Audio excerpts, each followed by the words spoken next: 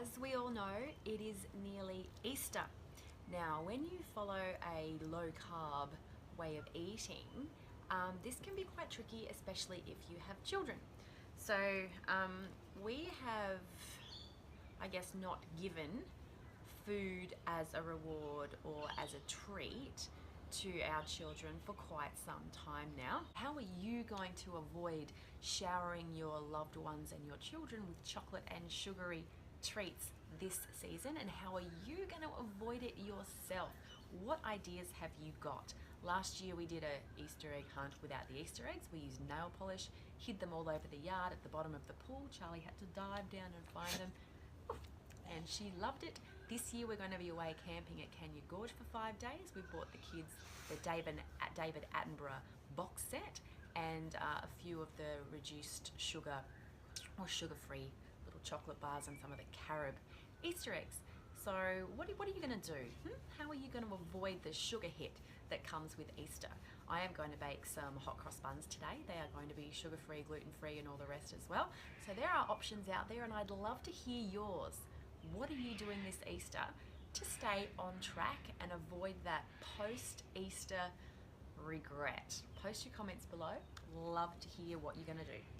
So you don't have to put the focus on chocolate. It's okay to give them some chocolate sometimes, but aim for the lower carb stuff, and it's out there. You can find it at Go Vita and health food shops, and Woolworths has also got some really nice sugar-free chocolate in there. Obviously the higher the content of the cocoa or cacao in there, 72% plus, is generally a better option, but also have a look on the back and read how many grams of sugar per 100, because you'll be surprised. Just because something says that it is dark chocolate doesn't mean that it doesn't have sugar in it as well. So be really careful with that. Anyway, it's a really bad idea to set the standard, I guess, from when the children are young, that food that is really bad for us, you can't even really call it food, is actually a treat and a special occasion thing.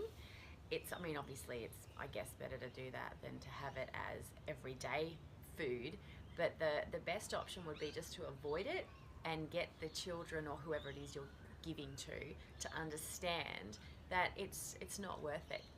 That tiny little, moment that you taste that chocolate is not worth what happens, especially if you have got problems with being addicted to sugar and chocolate and things. And I know many people out there try very hard to break the addiction and then go and have a little bit of something. And does it end up as a little bit of something, or does that lead you to need more and more and more?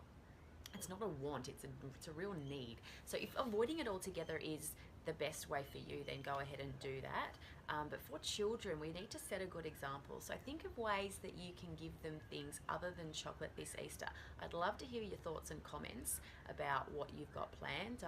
I quite often buy Charlie a cute little Easter outfit. She gets to choose it, or just gifts instead of food.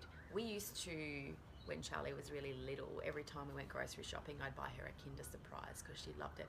And I realized, you know what, this isn't a good idea. So I started buying her one of those little books you can get at the counter instead. And she realized that she had that book forever, whereas the Kinder Surprise was gone as soon as she'd finished eating it. So just be creative.